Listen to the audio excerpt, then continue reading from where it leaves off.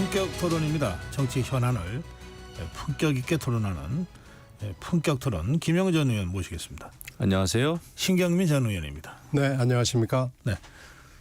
어제 더불어민주당 대규모 장외 집회가 있었습니다. 어제 그저께죠. 토요일 날 있었습니다. 뭐 경찰은 지금 그 집회 때마다 그 전에는 몇 명 모였다고 발표를 했는데 그것이 또 논란이 되니까 공식 발표는 안 합니다. 그런데 비공식 집계라고 해서 보도가 된 걸 보니까 17,000으로 집계를 했더라고요. 경찰은. 반면에 주최 측인 더불어민주당 쪽에서는 30만이 모였다 이렇게 주장했습니다. 조금 전에 김영배 의원하고 잠깐 대담할 때는 한 10만은 될 것 같습니다. 이런 말씀을 하고 가셨습니다. 어떻게 보셨습니까, 두 분? 김영우 의원? 글쎄 뭐 숫자는 뭐 정확히 알 수가 없죠. 뭐 과거에 보면은 그 진보 진영 쪽에서는 뭐 언론인 출신인데도 불구하고 딱 보면 100만이다 뭐 이런 식으로까지 얘기한 적이 있어요. 그 서초동 맞습니다. 검찰청 앞에서의 집회였는데 그때는 이제 여러 전문가들이 진짜 수를 계산을 막 하고 그랬어요. 그래서 한 5만에서 7만. 그래서 예전에도 보면은 이제 그 평방미터 이렇게 계산해 가지고 뭐 계산법이 있긴 있습니다. 계산법이 있습니다. 경찰들이 이제 그렇게 추산을 하는데 그거보다는 지금 장외 집회가 뭘 목표로 하느냐 이제 이런 게 중요하겠죠. 또 왜 열리고 있느냐. 근데 제가 이제 기본적으로 생각할 때는 이 국회 또 정당이 주최하는 집회는 정말 좀 신중해야 되는 게 맞아요. 왜냐하면 시민단체하고 정당은 분명히 다른 거거든요. 그래서 지금 국회가 엄연히 열려 있고 회기 중이고 이러면은 국회에서 법안을 통해서 해결하는 게 맞고 앞으로 또 이제 예산 국회가 다가오니까요. 다만 이제 여권 쪽에서는 이게 야권의 정치 공세다라는 얘기만 가지고는 안 통합니다. 야당은 당연히 정치 공세하죠. 역대 야당이 정부와 여당에 대해서 100% 협조한 적이 있나요? 그러니까 야당의 그 정치 공세는 당연한 거다라고 생각을 하고 이 대목에서 심각한 것은 보수층이 등을 많이 돌렸다는 게 심각한 거죠. 대구 쪽에서도 18% 지지율이라면은 정말 이건 빨간 등입니다. 경고등입니다. 그래서 이 대목에서 변화와 쇄신을 위해서 해야 될 일을 빨리 하는 게 필요하겠다라는 생각을 합니다. 신경민 의원님. 그 숫자 가지고 이렇게 논쟁을 하는 건 사실 조금 오래간만의 일이에요. 이게 예전에 독재 정권 시절에는 엄청나게 많이 모이는데도 뭐 1,000명, 2,000명, 3,000명 이렇게 후려쳤거든요. 그래서 경찰한테 근거를 대라 하고 싸움도 있었고 그런데 이걸 이제 과학적 근거를 가지고 이걸 집계를 시작을 했어요. 근데 대개 보면은 여러 번 경험을 보면 경찰 추산에다가 3에서 5 정도 곱하면은 대충 맞습니다. 그래서 이제 경찰이 17,000 그러면 2만 정도 잡고 10만은 좀 안 되고요. 뭐 그런 정도 한 6, 7만 뭐 이 정도 생각하면 맞는 것 같은데 이게 이제 이재명 대표가 총동원령을 내렸는데 좀 숫자가 조금 나온 거거든요. 생각보다 좀 적게 나왔다고 보십니까? 생각보다 좀 적게 나온 것이 야당 입장에서는 좀 아쉽다는 표시를 30만이라고 한 것 같아요. 그런데 저는 숫자가 중요한 게 아니고요. 금방 얘기한 것 중에 제일 아픈 건 그 19% 나왔던 갤럽 조사에서 대구가 18%라는 게 아마 제일 아플 겁니다. 그래서 추경호 대표가 이제 대구 지역구잖아요. 추경호 대표도 약간 주말 인터뷰를 보면 톤이 좀 바뀌어요. 그건 아무리 대구를 지역구로 둔 의원이라고 하더라도 또 원내대표라고 하더라도 또 대통령과 매우 긴밀하게 소통을 해야 되는 그런 자리임에도 불구하고 지금까지 나왔던 것처럼 무슨 특감 얘기하면서 한동훈 대표하고 사사건건 부딪혔잖아요. 그런 톤은 좀 벗어난 것 같아요. 오늘 국힘당 안에서 여러 가지 얘기들이 또 흘러나오겠지만은 아마 그런 톤에서는 벗어나 있다라는 것이고요.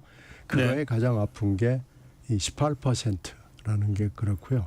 10월 30일 윤 대통령의 직접 녹음이 나온 이전과 이후는 같을 수가 없습니다. 일단 이게 상황이 엄청나게 바뀌었고 또 굉장히 스피드가 올라갔다는 것을 숙지하지 않을 수가 없습니다. 네. 지금 두 분이 이제 두 분 다 모두 발언해서 대구의 18%그 갤럽 조사에 나오는 수치입니다. 그걸 이제 의미를 말씀하셔서 제가 이번 주말은 대구하고 부산을 좀 다녀왔는데요.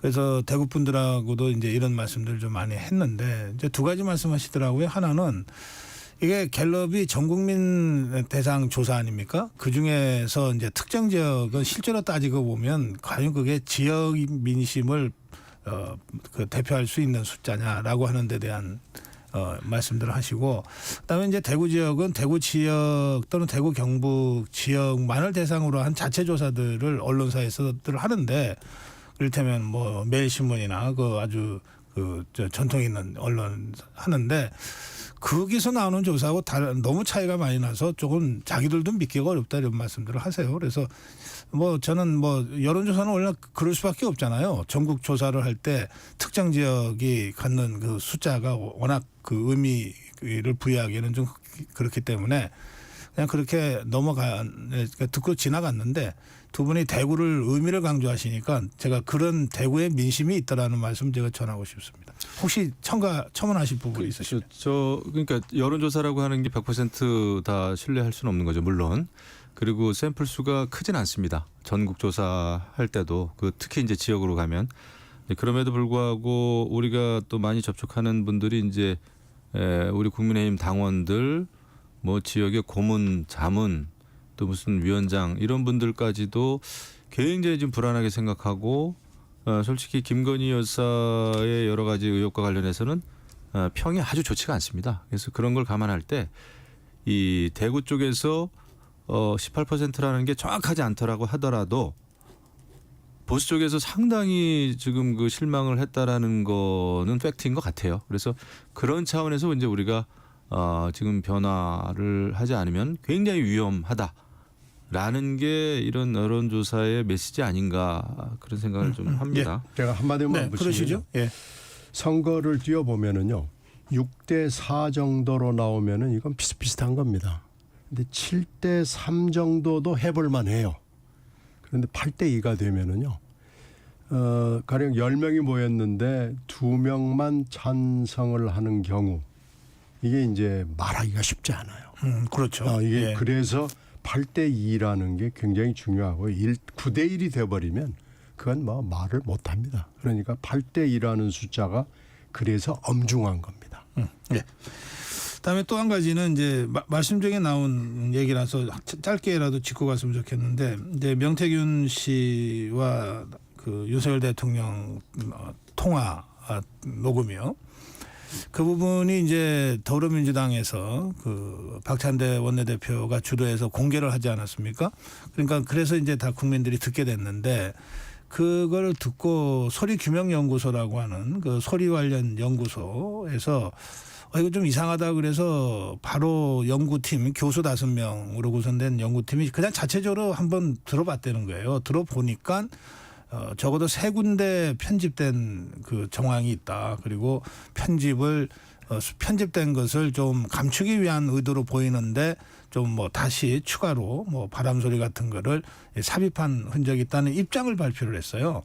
그리고 그 입장문에는 이례적으로 그 소리규명연구소 소장의 이름과 전화번호를 아예 적시를 했더라고요. 그만큼 우리는 객관적이고 당당하게 조사한 거다. 이제 이런 취지였던 것으로 보는데 이게 다 보도가 됐거든요. 그러면 지금 이제 윤석열 대통령과 명태균 씨의 녹음이 공개된 이전과 이후가 양상이 다르다. 이제 그런 취지로 말씀을 하셨기 때문에 만약에 그 녹음이 편집 조작돼서 그 소리규명연구소의 주장대로 증거 능력이 상실된 오염된 자료라고 한다면 그걸 가지고 전후를 가르는 것이 과연 적절하냐에 대한 문제 제기들이 쭉 있었거든요. 그 부분에 대해서는 또 워낙 우리 신경민 의원 또 전문가시기도 하니까 좀 의견 잠깐 듣고 싶습니다. 그래서 소리문제연구소가 가끔 그런 그런 것들을 내놔요. 네. 소리 규명 연구소입니다. 네네. 예. 그런데 하여튼 뭐 그런 정도의 지금 메시지 내용이 너무 압도적이라서 이 확실히 증거가 조작이 됐다는 그런 규명이 되지 않으면은 별로 소구력이 저는 없다고 보고요. 만약에 이 내용 자체를 뭔가 손을 댔다 그러면은 뭐 엉뚱한 걸 2개를 갖다가 붙여가지고 했다 그러면은 이건 이제 어떻게 보면 역작용이 부작용 반작용이 있을 수밖에 없지만은요. 예.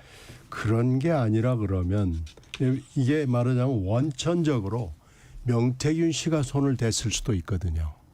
여러 개의 그 긴 거 중에서 아예 뭐 엑기스만 뽑아가지고 탁 해서 과시하기 위해서 이렇게 보여주기로 했다라는 게 있을 수 있거든요. 그렇다 그러면은 뭐 아무 문제가 안 될 거고요.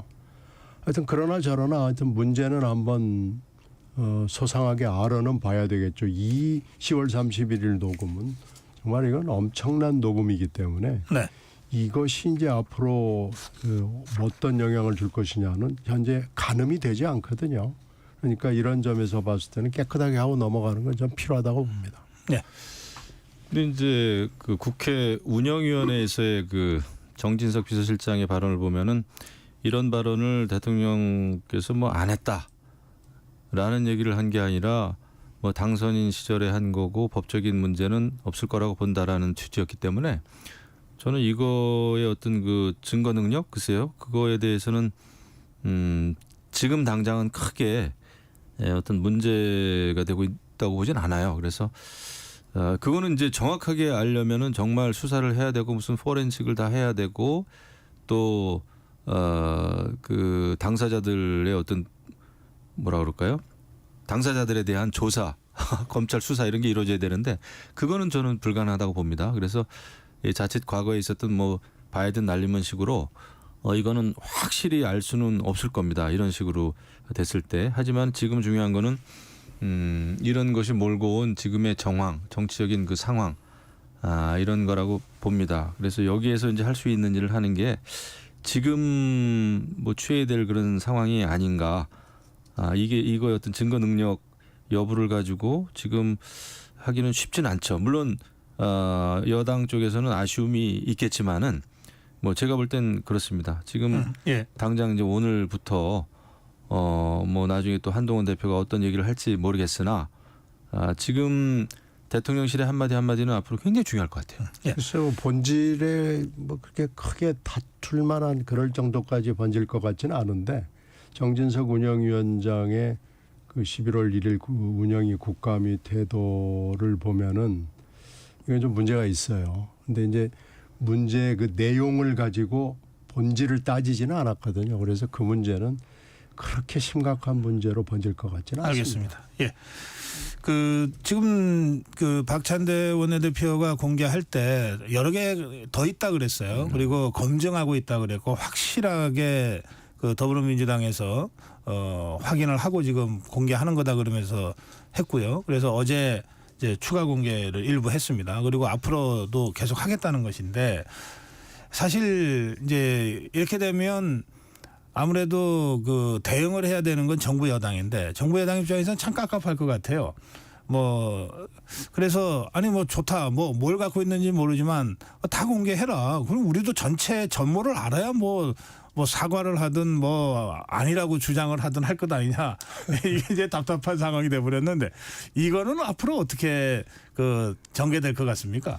이 싸움은요. 예. 전체를 다 공개하라고 하는 것은 싸움의 기본을 모르는 거고요.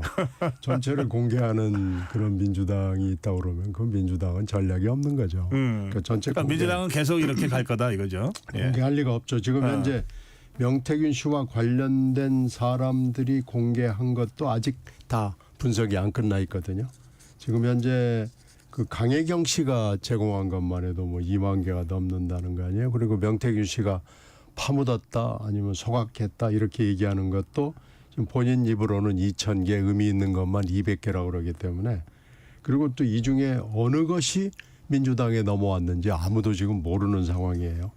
그런데 이거 말고 또 새로운 녹취들이 지금 자꾸 날만 지새고 나면 몇 개씩 튀어나오잖아요. 이렇게 저렇게 따지면 녹음이나 녹취나 뭐 문자 이런 게 몇 개가 있는지 현재로서는 가늠하기가 어려운 상황이기 때문에 당분간 이런 암전, 혼전 뭐 이런 건 계속될 수밖에 없고요. 10월에 이어서 11월은 계속해서 이렇게 가야 될 수밖에 없습니다. 예. 지금 명태균 씨 스스로도 지금 본인이 가지고 있는 것도 뭐 무슨 녹취록이 있는지도 잘 모르는 것 같고요. 최근에 윤석열 대통령과의 그 녹취 그거는 명태균 씨가 공개한 것도 아닌 걸로 알고 있습니다. 지금 속설에는 뭐 명태균 씨 차를 운전했던 뭐 운전기사가 이걸 또 간접적으로 녹음한 거다. 뭐 이런 얘기도 있고 그래가지고 그래서 이제 음질도 안 좋다 이런 얘기까지 돌던데 지금 명태균 씨 자체도 지금 멘붕인 것 같아요. 지금 이제 뭐 잠수 탔다고 그러는데 처음에는 본인이 몇 가지를 녹취를 공개하면서 이 상황을 좀 자신에게 유리한 그런 상황으로 몰고 가려고 이렇게 하다가 지금은 이게 컨트롤이 안 되는 것 같습니다. 그래서 거의 멘붕 온 것 같은데 이런 상황에서는 대통령실에서는 이거를 명태균 씨가 다 뭐 녹취를 다 공개하거나 민주당이 다 공개할 리는 없고 그렇다면은 솔직히 김건희 여사나 대통령께서 어떤 일이 있었는지를 아주 그 내부 그 소통을 좀 해야 됩니다. 이 대책을 세우는 사람들한테는 그래야 대책이 이게 마련이 되지. 이게 뭐 아니다라고 하다가 다른 게 또 공개되고 폭로되고 이러다 보니까 대통령실도 앞에서 했던 말하고 자꾸 이제 어긋나지 않습니까? 그래서 아직까지도 내부 소통이 제가 볼 때는 좀 부족해요. 예, 네. 알겠습니다. 아까 우리 두 분 토론하시면서 윤석열 대통령 지지율 19%가 나오고 또 대구 지역 18%가 나왔던 갤럽 조사를 여러 번 말씀하셨기 때문에 저희가 그 갤럽 조사의 그 근거를 잠깐 알려드려야 될 것 같습니다. 한국갤럽이 10월 29일 31일 3일간 전국 만 18세 이상 1,005명을 대상으로 무선전화 가상번호의 전화 조사원 인터뷰 방식으로 진행을 한 내용입니다. 자세한 내용은 중앙선거여론조사심의위원회 여심이 한국갤럽 홈페이지를 참조하시면 여러분들이 확인하실 수 있습니다. 자, 지금 녹취록 얘기를 이제 계속 하던 중이라 제가 마지막으로 이 질문 드리고 다른 주제로 넘어가겠습니다.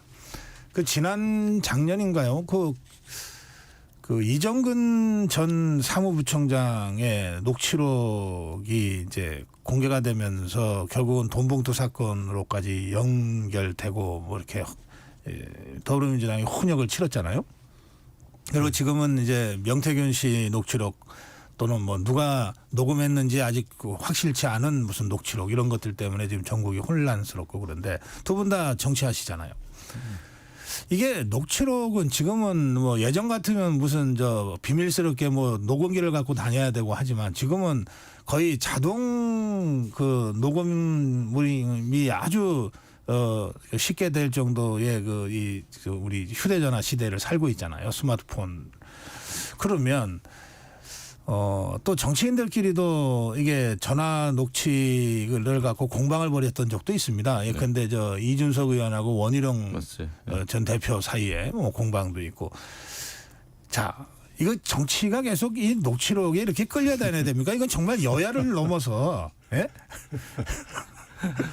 조심을 안 할 수는 없게 생겼어요. 그러니까 조심해야 되는 걸로 그러니까 조심해야만 되는. 아니 물론 조심해야지. 그러니까 이게 이제 과거의 정치하고 너무 달라졌죠. 그래서 근데 기본적으로는 이제 이렇게 되면은 서로 전화로는 솔직한 대화를 못 하게 되고 그럼 믿지 만나서 못하게 얘기하면은 믿을 수 있어요? 만나서 해도 마찬가지예요. 네, 만나서도 뭐 요새는 넥타이 핀 애도 있고 볼펜 애도 예. 있고 뭐 시계도 있고 다 만나면 있는데. 오히려 더 위험하지 않아요? 무슨 그러네요. 요즘 뭐 카메라가 보통 기술들입니까? 아니, 지난번에 그 최목 사건은 그 시계잖아요. 시계 몰카. 최재형. 예, 요새 몰카가 뭐 굉장히 발달돼 최재형 목사. 예. 참 요새 뭐 SK 뭐 삼성 이런 임원들도 혹시라도 누군가 녹취를 할까봐 차 안에서도 뭐 블랙박스도 다 없앴다는 거 아닙니까? 블랙박스를 제거하고 다니답니다. 예. 대기업 임원들은. 세상이 참 큰일 났습니다. 아니 그런 줄 알고 살아야죠. 이걸 이제 법적으로 규제하겠다고 그러는 시도가 물론 국회에서 있었죠. 예. 근데 그러다가 그냥 난타를 맞고 이건 불발로 다 끝났습니다. 이건 그러자면은 그러면 뒤에서 뭐 은근히 나쁜 짓 하겠다는 거냐? 뭐 이런 얘기로 한마디 하면은 그 법적 규제를 시도했던 의원들이 그냥 박살이 납니다. 그냥 그런 줄 알고 살아야 돼요. 네, 이제 그런 줄 알고 각자 조심해 하고 지내는 수밖에 없다. 알겠습니다. 예, 자 이게 그 11월을 김건희 여사 심판의 달로 뭐 하겠다는 이제 더불어민주당 쪽의 입장과 11월을 이재명 대표 심판의 달로 만들겠다. 또 만들겠다라기보다 그럴 거다. 뭐 국민의힘이 만들 방법 능력은 없죠. 어쩌나 재판이 예정돼 있으니까. 그런데 그래서 11월 초는 여권이 좀 고생하는, 그리고 11월 중순 이후에는 야권이 고생할 거다. 뭐 이런 전망과 분석들도 나옵니다만. 예, 김영우 의원. 맞습니다. 지금 이제 11월이 정말 전국에 그 어떤 회오리가 불어닥칠 것 같은데 지금 민주당은 이제 뭐 이재명 대표도 그렇고 밖으로는 말은 조심해야 되고 뭐 탄핵 얘기를 하면 안 된다 이런 분위기도 있긴 하지만 기본적인 전략은 윤석열 대통령을 끌어내리는 거예요. 본인이 직접 얘기했었지 않습니까? 끌어내려야 된다라고. 그리고 그저께 집회에서도 뭐 김병주 최고위원 같은 경우에는 윤석열 정권 빨리 이거 침몰시켜야 된다 이런 얘기를 다 직접 했고, 그 다음에 당 내에서도 대통령 임기 단축 또 하야하고 뭐 이런 개헌 이런 얘기를 해가면서 결국 윤석열 대통령 5년 임기 이거 안 된다라는 전략입니다. 기본 전략. 그래서 정권 초기부터 김건희 특검을 통해서 결국은 대통령 탄핵으로 가는 게 저는 흔들림 없고 변화하지 않는 민주당의 전략이라고 봅니다. 그걸 향해서 달려가고 있는데 여기에서 이제 우리가 이것을 정치 공세라고만 해가지고는 방어가 안 된다라는 거죠. 그래서 빨리 지금 뭐 인적 쇄신 또 김건희 여사의 대외 활동 중단 이런 등등의 쇄신 방안이 나와야 되는 게 아닌가. 이재명 대표가 11월 달에 2번의 그 1심 선고가 있다고 하지만 글쎄요. 그게 나오면은 민주당도 고민은 되겠죠. 하지만 지금 추세로 봤을 때는 뭐 아무 일도 없었다는 양 나올 것 같아요. 네. 11월 달이 역시 뭐 격동의 달이 될 것은 뭐 분명한데요. 지금 이제 뭐 질문은 몇 가지로 집약이 되는 것 같아요. 과연 윤 대통령이 시급 수습 방안에 대한 정답을 낼 수 있냐? 그리고 그것도 타이밍을 놓치지 않고 빨리 낼 수 있냐? 그런데 둘 다 별로 그렇게 낙관적으로 보이지는 않습니다. 그리고 윤 대통령이 이런 방안을 내려면은 김 여사가 뭔가 특단의 동의를 해줘야 되거든요. 그러니까 김 여사가 여기에 전적으로 동의를 하고 실행할 용의가 있느냐. 뭐 이걸로 지금 질문이 모아지는 것 같아요. 근데 지금 나오는 얘기는 별로 그렇게 썩 적극적인 것 같지 않습니다. 뭐 에이펙 순방 이후로 하자느니 뭐 이걸 뭐 기자회견을 해야 되냐느니 타운홀 미팅을 해야 되느니 형식 가지고 지금 뭐 고민을 한다느니 지금 11월 초 첫날 있었던 정진석 대표의 운영위 국감 태도를 보면은 그게 읽혀져요. 그래서 이게 윤 대통령과 김 여사 측의 대응 방안이 별로 썩 그렇게 나이스해 보이지 않는다라는 게 하나 있고, 한동훈 대표의 고민이 그러니까 더 깊어지는 거죠. 오늘 뭔가 얘기를 안 할 수 없는 날이 됐지만 그러나 뭐 별로 또 할 만한 얘기가 별로 신통치는 않아요. 그러니까 이제 여권의 고민이고 야권의 고민은 그러면 선고는 다 잡혀 있잖아요. 근데 지금 김 여사 특검법은 또 특검법대로 11월 내내 진행이 될 거고요. 근데 문제는 민주당이 대안이 되느냐. 특히 이재명 대표가 그러면 국민들 마음속에서 그래 좋은 대안이야. 이재명은 할 수 있어. 이렇게 가느냐. 이게 또 이제 답에 대해서 예스라고 얘기하기가 좀 힘들거든요. 그러니까 만약에 중형이 선고가 돼가지고 원내도 조용히 지나가고 해서 그러면은 11월 이재명 위기설을 잠재울 수 있다라는 자신감을 보일 수는 있어요. 그건 가능할 수 있어요. 그럼에도 불구하고 그렇다고 그래서 국민들이 그러면 민주당과 이재명 대표가 그래 당신들이 대안이 될 수 있어 라고 얘기할 수 있느냐. 이런 질문들이 네. 아무 답이 없습니다. 윤 대통령과 김 여사 측도 지금 답이 없고 이재명 대표와 민주당도 답이 없습니다. 지금 국민들의 생각은 다 자격과 자질과 성적면에서 문제가 있다고 보이는데 이거 보고 그럼 어떻게 가야 되냐 하는 걸 가지고 우왕좌왕할 수밖에 없는 이런 혼란스러운 상황이 예상이 됩니다. 이런 상황에서 지금 나온 사건 중에 하나가 서울중앙지검장 탄핵 추진입니다. 지금 사실 검찰은 대검이 제일 상위 기관이긴 하지만 수사 인력은 한 70%가 서울중앙지검에 지금 그렇죠. 배속돼 있지 중앙지검 않습니까? 빠지면 검찰이 사실은 그리고 주요 사건은 다 힘이 서울중앙지검에서 하는 건데 아마 김건희 여사 불기소 결정을 했다는 것을 이유로 이제 서울중앙지검장을 탄핵하겠다고 지금 추진하고 탄핵 추진이 지금 당론인 것 같아요. 네. 그러면 일단 국회 표결은 뭐 쉽게 가능한 거 아닙니까? 그러면 국회 표결 순간 이창수 서울중앙지검장은 직무 정지가 되잖아요. 그러면 이제 뭐 대행이 쓰겠지만은 그 서울중앙지검의 뭐 1, 2, 3, 4 차장 중에 뭐 1차장이 대행을 한다 그러더라고요.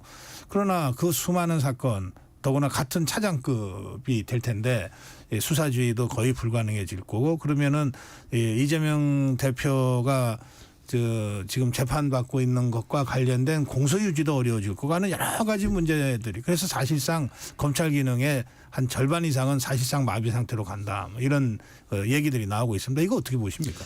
그렇습니다. 제가 볼 때는 민주당이 지금 그 자충수라고 생각을 그게 합니다. 자충수입니까? 예, 예. 왜냐하면은 과거 문정부 때도 사실 뭐 그 조국 법무부 장관 때 또 추미애 장관 때도 그렇고 윤석열 검찰총장하고 계속 검찰 개혁을 주장하면서 무리수를 두둔 바람에 정권이 교체가 됐어요. 그래서 지금 민주당도 우리 심경민 의원님께서 정말 좋은 말씀을 해주셨는데 이재명 대표도 수권 정당의 당 대표로서 잠재적인 야권의 대통령 후보로서는 조금 더 어떤 우리나라가 처한 사안에 대해서도 그렇고 지금 너무나 중요한 그 위기 아닙니까? 경제건 국제질서건 안보건 그런 거에 대한 답을 내놓고 이야기를 해야 될 때 예. 정권 심판본부 만들고 서울중앙지검장 탄핵하자고 하는 거는 그 본인이 살자고 하는 것처럼 굉장히 조급해 보입니다. 예. 그래서 좋은 수는 아니다 생각합니다. 알겠습니다. 이 30초 남았습니다. 이창수 중앙지검장은 사실 어떻게 보면 탄핵받을 짓을 너무 많이 했어요. 그래서 아마 이건 저는 뭐 검사 탄핵에 대해서 찬성하는 입장은 아니지만 이창수 그 개인에 대해서는 한번 탄핵을 거론할 만한 정도 충분한 일을 했기 때문에 이건 한번 해볼 만하다고 생각합니다. 그래서 추진해야 된다. 네. 아까 이 김영우 의원 역풍을 말씀하셨지만 역풍 받아도 해야 된다. 네, 이건 이창수 지검장은 그럴 만한 여러 가지 결정들을 했어요. 알겠습니다. 오늘 여기까지 듣겠습니다. 품격 토론 김영우 전 의원 그리고 신경민 전 의원과 함께했습니다. 고맙습니다. 네, 고맙습니다. 고맙습니다. 예.